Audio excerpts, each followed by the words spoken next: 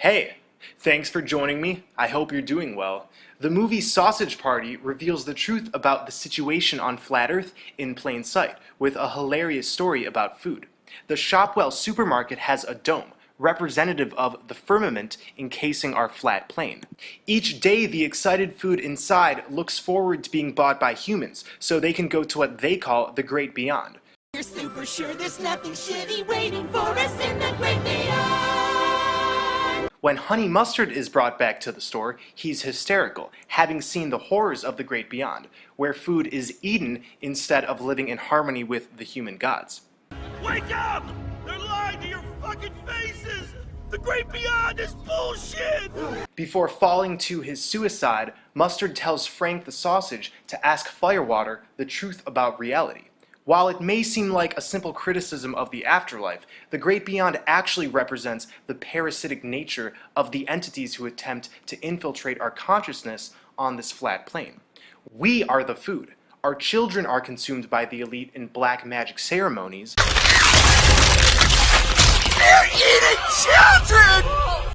And we are energetic food in the form of fear and suffering for the Archon parasites that have infiltrated this reality. Archons, meaning rulers in Greek, are inorganic parasites that intrude subliminally upon the human mind, creating a variety of situations that create fear and suffering. They rule over humanity because we have become susceptible to their subconscious manipulation. Low vibratory emotions are what these ankle biters feed off of. The humans eat the food. The Archons eat our emotions. This is one of the main reasons why this matrix of control has been set up. The douche in the movie represents the reptilians. The douche's attitude is noticeably different than the others throughout the film. He is aggressive, accusatory, and self-loathing, an obviously low vibratory being who displays a consciousness similar to that of the reptilians. He comes across a juice box who's leaking. The juice asks for the douche's help, but instead, the douche feeds off of the juice to make himself stronger. Like the Archons, the douche has learned to partake in vampirism. The reptilian entities who pose as our overlords are able to hide in plain sight by droning or cloning humans and taking over their bodies.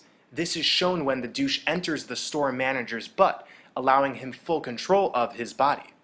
So Frank the sausage and the rest of the crew go to the liquor aisle to find out the truth from Firewater. Frank finds out that Firewater is a part of a group called the Non-Perishables. They never expire and are therefore immortal. The non-perishables represent the gatekeepers of knowledge. Frank is educated on the truth of the Great Beyond. The thing about the Great Beyond is, we invented it. What? I know, right? As soon as you're out those doors, the gods kill our asses. What, are you crazy? That doesn't make any sense. Why would the gods want to kill us? That makes no sense. Because it makes them stronger. Every kill gives them more power, and it's never enough. So we, the non-perishables, created a story. The story of the Great Beyond. A place where the gods care for you, and all your wildest and wettest dreams would come true. The non-perishables gave the supermarket false teachings, so they wouldn't question their predicament, and instead live every moment ignorant to their obviously messed up situation. This is akin to the indoctrination we're handed over from birth. Eventually, Frank tells the entire store the truth about their predicament. Everything we've been led to believe is a lie. Initially, when the truth is revealed, it's met with opposition and willful ignorance, just like a lot of us experience when we try to wake up our friends and families. Throughout the movie, we see division between the food products, but when the truth is finally digested, they realize the only way to fight against their situation is to unite with a common cause. Divide and conquer, you could say, was used against them, just as it's used on our plane.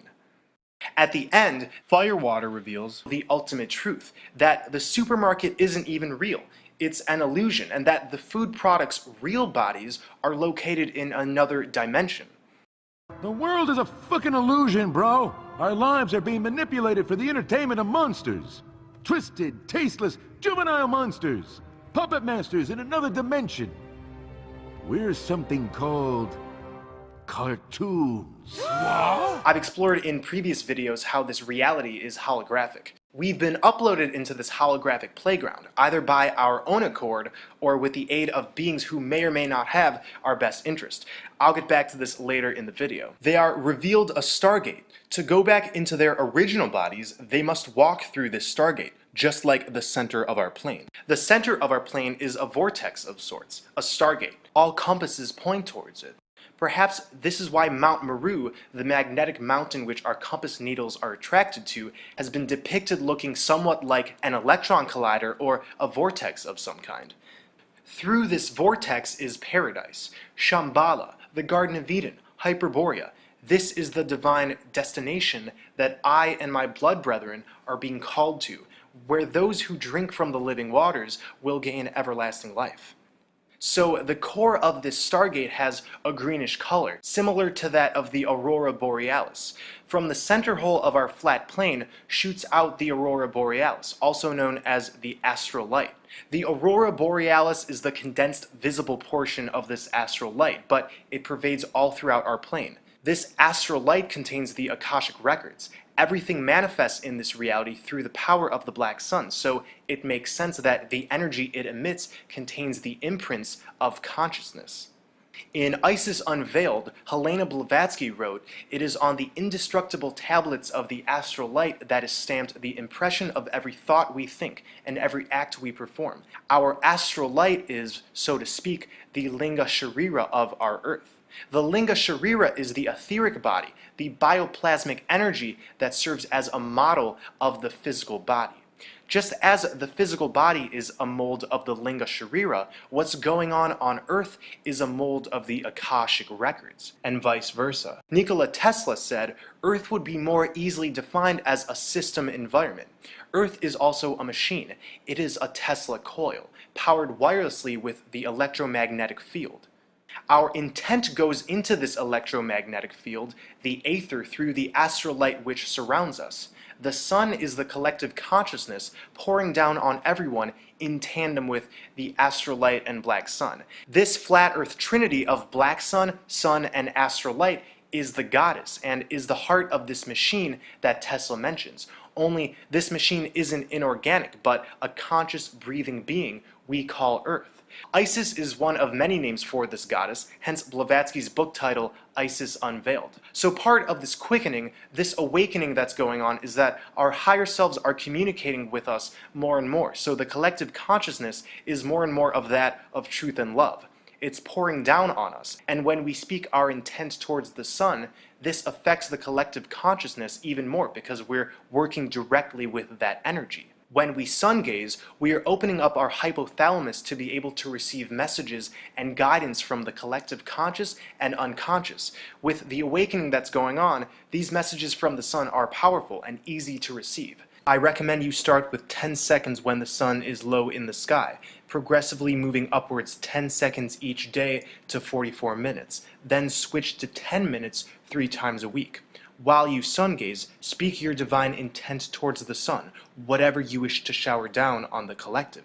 In Sausage Party, the food is organized into aisles, shelves. Everything is ordered perfectly in order for the most efficient shopping experience by the parasitic humans. This is what's going on here. We are currently living in an energy extraction matrix, physically and spiritually. It's all to serve the archonic and reptilian parasites. The chemtrails sprayed in our skies are instrumental in creating this massive control grid. Chemtrails create an atmosphere that will support man-made electromagnetic waves through electromagnetic field oscillators called gyrotrons, ionospheric heaters, and Gwen towers. The ionosphere is an electromagnetic wave conductor. The Schumann resonance is a steady pulse of 7.83 Hz, which beats around the planet within the Earth and the ionosphere cavity. Humans naturally resonate to this organic harmonious frequency. It's very healing. But the ionosphere is being manipulated by an Alaskan transmitter called HARP. ELF waves from HARP, when targeted on certain areas, can engineer weather, create mood changes affecting millions of people, implant ideas into the collective consciousness, monitor thoughts, and further hide our divinity from us. The natural geomagnetic waves are being replaced by artificially created VLF ground waves coming from various ground technologies. There is a powerful electrical connection between the ionosphere and the lower atmosphere, where chemtrails are sprayed. Chemtrails enhance this connection by making the lower atmosphere superconductive, and then, when HAARP manipulates the ionosphere, the lower areas of the atmosphere can be manipulated accordingly. Chemtrails in turn poison us with heavy metals, Morgellons fibers, and other nasty things, but the prime reason they're being sprayed is to reinforce an artificial control-based matrix. The electromagnetic grid is humming with unlimited power. The lines which comprise this natural grid are often referred to as ley lines. Ley lines meet at intersecting points, forming a natural grid across the body of this plane. The same way we have pressure points and ley lines on our bodies, the body of Earth shows the same thing.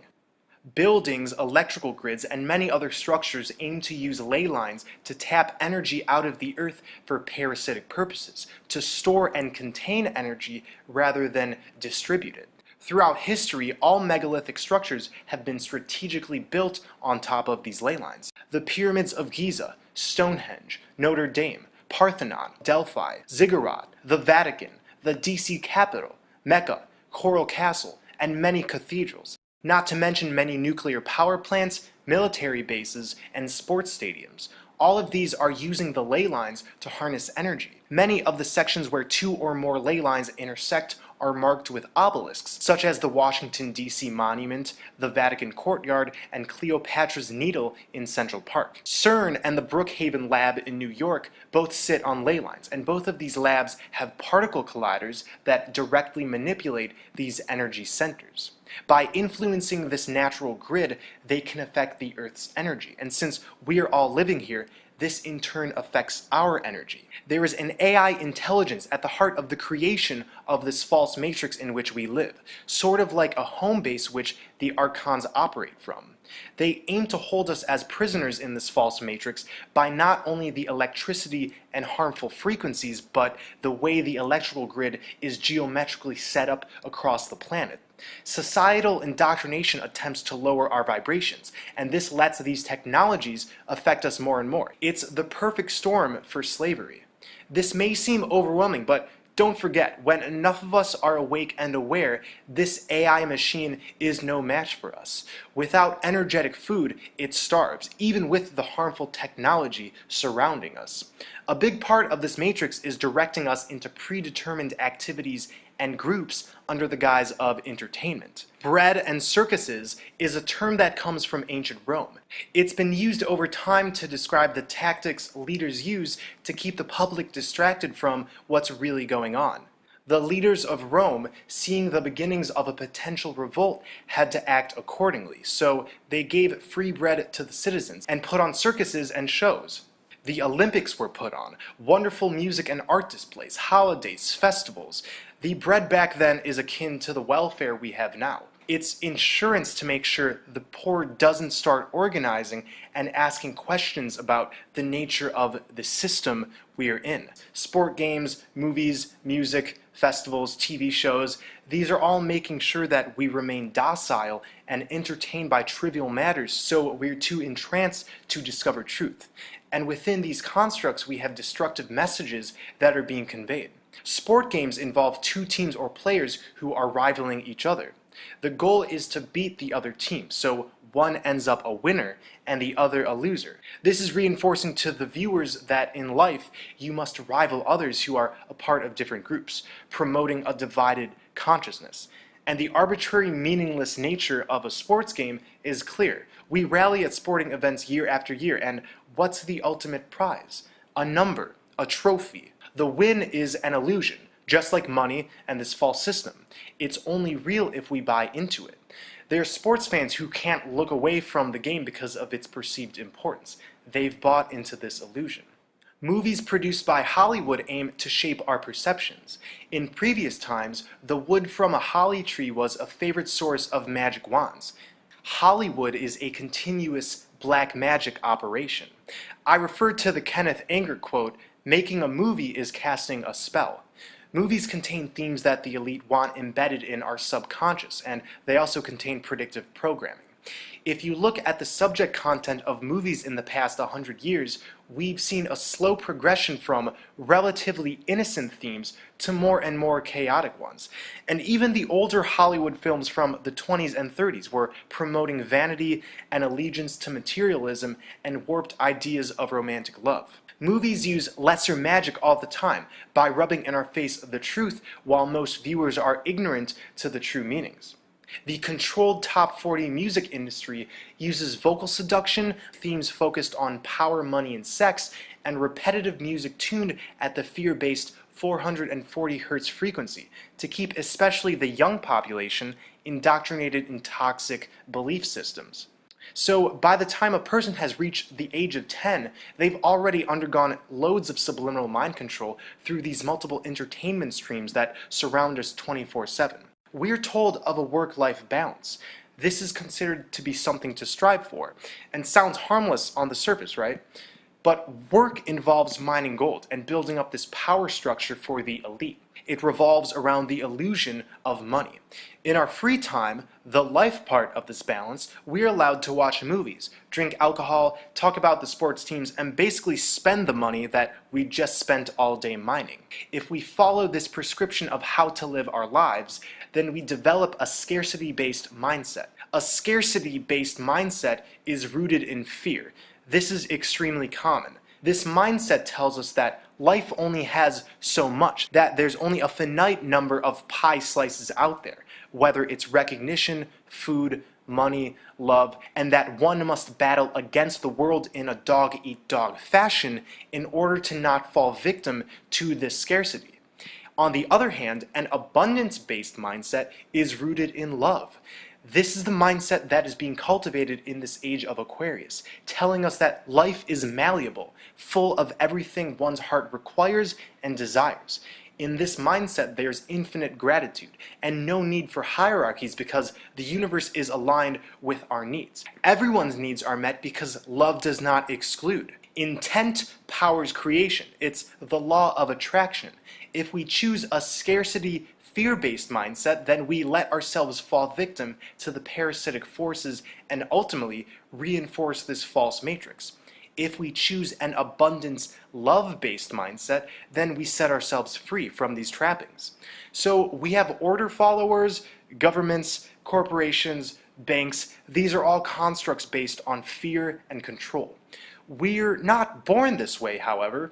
Children are born with their divinity still intact, their clairvoyance, telepathy, and directed by love. Our culture, however, teaches us that children are flawed and must be put through rigorous indoctrination in order to turn out as a decent member of Earth.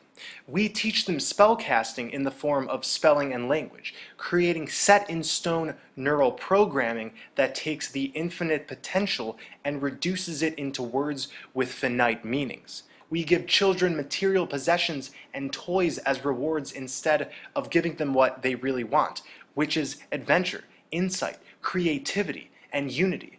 Vanity is heavily marketed towards the girls, and violence and superheroes to the guys. Superheroes are just like the Order followers, focusing on putting out the fires created by a system and only sometimes taking out a true bad guy. The enemies of these superheroes tend to be broken themselves, broken from a system that aims to manipulate, destroy, and weaken.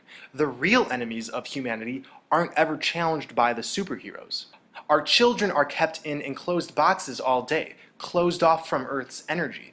Instead of looking around, experiencing this realm, and determining what reality means for themselves, their heads are kept down, looking at books and explanations that give a false, fabricated, cold perspective of reality. When we look back at the history we're taught, there's an important constant glaring us in the face: slave masters. In ancient Egypt, society was ruled by pharaohs. In Asia, we had emperors. In Russia, we had czars. In Europe, we had kings. And even the Incas, Mayas, Olmecs, every single civilization has had a group of elites. Now, the question is, how did this come to be? The mainstream wants us to believe that in a pack of, let's say, monkeys, there's always the alpha monkey who naturally dominates and leads. Like wild monkeys, some humans just tend to take control. This explanation is very comfortable for many unawakened beings because it reinforces the concept that this false system developed not out of careful calculation and deceit, but because of the natural progression of our own power-driven consciousness. After all, eventually somebody would dominate and lead, right? But this is completely false. The elite, mostly composed of reptilian entities masking as humans, have cunningly kept us in spiritual bondage by warping our perception of reality. When our DNA was altered with reptilian DNA, we became more easily controllable, and along with other events that occurred around that time, such as the deluge and the destruction of Atlantis, humanity was positioned into slavery around the world. We now had hierarchies, and by giving into this manipulation and our fight or flight response from the reptilian DNA, our divinity became hidden from us. So now we're in the predicament we're in. A lot of people are waiting for the New World Order to happen. I'm telling you, the New World Order is already here. The world has already been reordered spiritually and physically. A giant organism spread throughout our plane and was cut down. Many cultures refer to the base of this organism as the world tree or the tree of life. These were giant trees that extended high above the clouds. They were somehow cut down, and we now call them mountains and plateaus. We once were able to receive and transfer divine information through these silica-based life forms, just how it was shown in Avatar. So these trees, once full of abundant vegetation and wisdom, were killed. Many deserts were created from deforestation, highways, structures, and machines were placed throughout the world, and now we live in this crazy place. Less nature means the oxygen levels are presently lower than they were in ancient times. This is the New World Order. Earth has been reordered to fulfill the needs of an energy extraction matrix. Just like I've presented in my videos and what the Unperishables reveal at the end of Sausage Party, The world is a fucking illusion, bro! we are living in an illusion right now. That's not to say our consciousness isn't real. Scientists have already failed to show that consciousness comes from the brain, because it's not. These bodies are avatars, the conduit through which our consciousness is flowing through. And like I said earlier, we live on a superconscious feminine entity. Now, it may seem contradictory that this reality is an illusion, but at the same time, we're living on a conscious, breathing being. This paradox is easily solved, though. Once again, your body is a hologram, but your consciousness is real. It's currently uploaded on Flat Earth, but it's not eternally confined here, even though the moon's interdimensional light trap would like to keep it that way. This hologram could simply be a holographic expression of this colossal feminine entity, just as our bodies are holographic expressions of our etheric bodies. Our consciousness controls this hologram. Again, our intent powers creation. Now it makes sense why they want us to believe we live on a spinning ball, that money, sex, and image are important, and that humans have a natural dog-eat-dog mentality. If they can change our intent, how our consciousness operates in this hologram, the hologram works in their favor, meaning the cycle of suffering and energy vampirism will remain, and their control grid energetically reinforced. As long as we're reacting and funneling energy into accusatory rhetoric, our divine potential can't be reached, and this is the biggest pitfall of the so-called conspiracy world. Alex Jones serves this purpose, and same with David Icke and many others. We're not told from these figures to absolve ourselves of these energies. We're not told to focus on heaven on earth, to raise the vibrations around us, to unite with a common cause of love. And this is key. There's a lot going on this flat plane, and instead of feeling helpless, all of this information should empower us to do our part in tearing down this system, beginning with focusing on our divine intent. Quantum physics has demonstrated that all matter at its subatomic core is actually energy, streams of frequency and vibration. Everything on this plane is vibration. So even with all of this deception, vibration and intent can still manipulate this reality to tear down these power structures. When enough of us are intending to create heaven on earth, this hologram will be rearranged accordingly. Anybody who spills their blood over something means it. This is spiritual science. Blood poured over published intent activates that intent. By choosing and intending to create heaven on earth, we are actively removing the hexes that have been placed on us since birth. We gain the eyes to see when we spill our blood over our intent, because to create heaven on earth means to first become fully conscious about the weight of the situation here on flat earth. Our blood brothers and sisters will be making a journey to the center of our plane within a few years' time, where we will drink from the Holy Grail, the living waters that exist past the vortex. Everybody who comes through will be able to drink from these waters and therefore achieve everlasting life. And some of us will also be going back to our original bodies, which remain sleeping, most likely in pods that they reveal to us in The Matrix, Avatar, and other movies. Where are our original bodies, and what does that realm look like? I don't know, and neither do you. I do know that there's a quickening of consciousness going on, and it's all pointing to the same thing. Our time on this part of flat earth is coming to an end. It's time we go into paradise. And for those who are traveling back into their original bodies, start incarnating into other realms and maybe even create our own. If you've been touched by this blood magic, then you know that your purpose is to spread love and truth no matter where you are in this multiverse. We are not looking at blood over intent or the journey to the center as a selfish act. We are here to raise the vibration of any realm we're in, whether it's flat earth or somewhere else. In this realm, blood is a powerful substance. While we are going to the center in a few years' time, we're not going to exit this place without leaving our divine imprint first. Blood over intent is for the benefit of all. It is a one-time shedding of blood to connect our intent with the Ethernet. Replicate the videos you see and publish it beside ours. This is a key. When your intent is aligned with love, unity, and sealed with blood, it metaphysically creates tears in this reality in which our intent can directly affect, more so than if we didn't spill our blood. It's spiritual alchemy, and for those who are simplifying it as a satanic cult practice, you're looking at this through an incorrect perspective. This is white magic and not black magic. The question mark is representative of our journey to the center, where all compasses point to come pass. Broken down, we have quest eye on.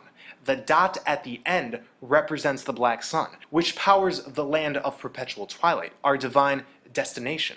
We are all on a quest to get to the black sun, and in a few years' time, we'll be drinking from the living waters of the Holy Grail. So thank you for watching, everyone. Keep sun-gazing, earthing, loving, and spreading truth. Take care of yourselves, and until next time, I love you all.